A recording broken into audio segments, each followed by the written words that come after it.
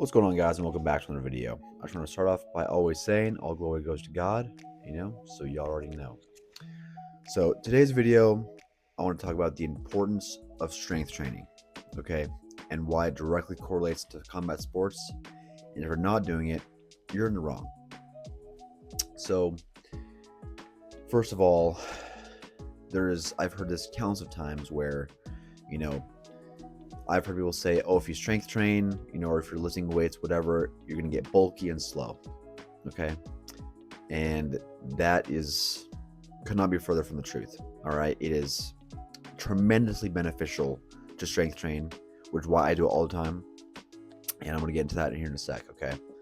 So obviously, if you're strength training, right, you're going to increase your power first and foremost. Right, your punches and kicks, your knees, you know what I'm saying? If you're doing a lot of core strengthening exercises, which you should be doing anyway, it improves all that. Obviously, power is not everything, right?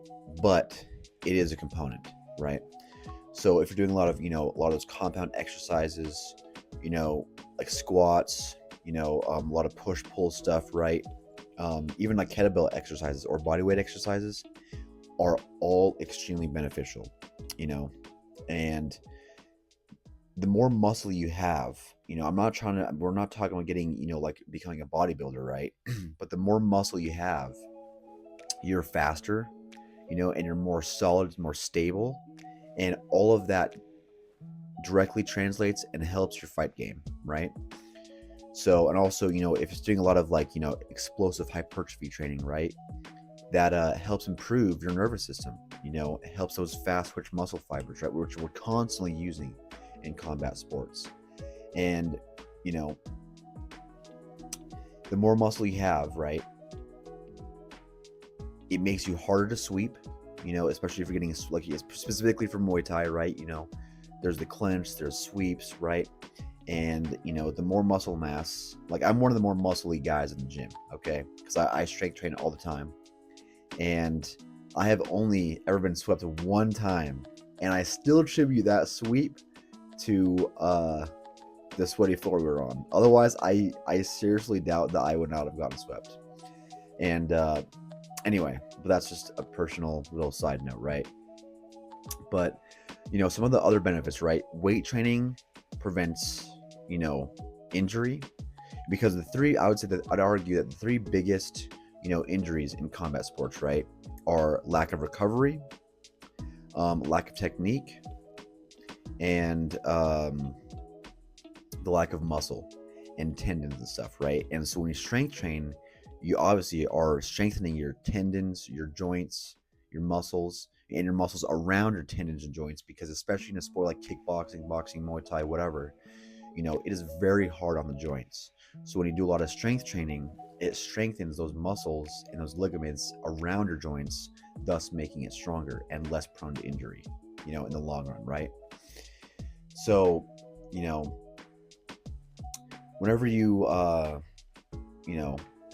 strength train, right, and you strengthen your muscles, and especially, even like I said, again, we're not talking, bodybuilding stuff. We're talking about like functional strength, and especially stuff like your core. Whenever you work a lot of core strength training, not only does that translate into a lot of, power into your shots, but again, in a sport like, Muay Thai, where you're in the clinch, right, and you have that strong, stable base, not only are you that much harder to deal with in a clinch, but your hits are much more powerful. And like for me, I focus a lot of my strength training. I used to not do this, but I used to do a strength training on I'm now implementing a lot of strength training in my core and my neck, specifically my core and my neck, because especially when you're in the clinch and people are, pulling down your neck and you're trying to do this, if you have a strong core and a strong neck, you're not moving. A lot of guys in my gym, especially the smaller guys, yeah, they've been training a lot longer than me. They have a lot better technique, but they don't do the clinch with me because they can't do anything about it, and I, also, I'm gonna move on to the intimidation factor and the confidence factor, right? If you physically look like you're strong, obviously, the aesthetics, right, are I would say argue probably the bottom of the barrel of the importance of strength training. But, especially if you're an amateur fighter going up into your first bout and you see this dude, who looks like a fighter, he looks strong, he looks lean, what I'm saying? He just looks like an athlete, right? That would probably intimidate you a little bit. Like, there's another one of our fighters.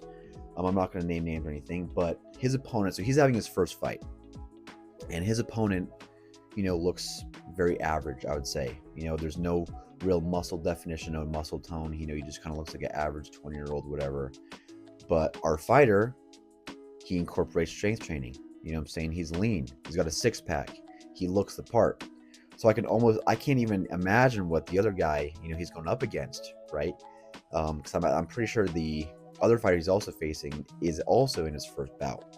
It's an amateur fight.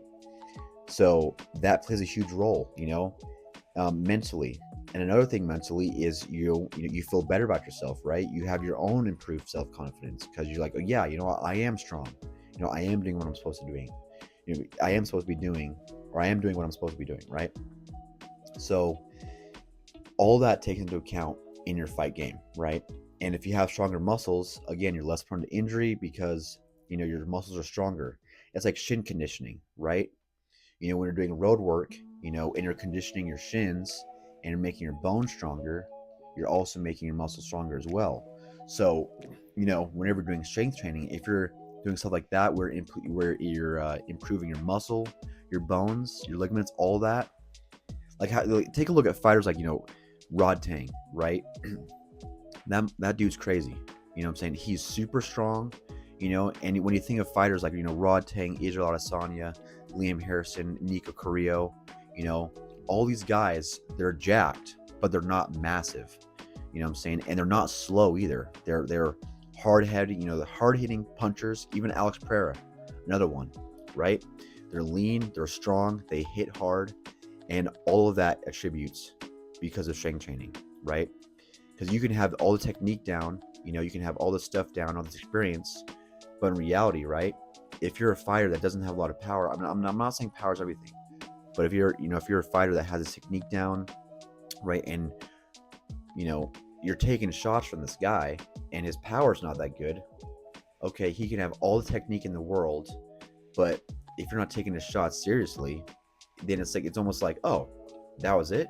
I was expecting to get knocked out here, but that's all the damage you got. All right, cool.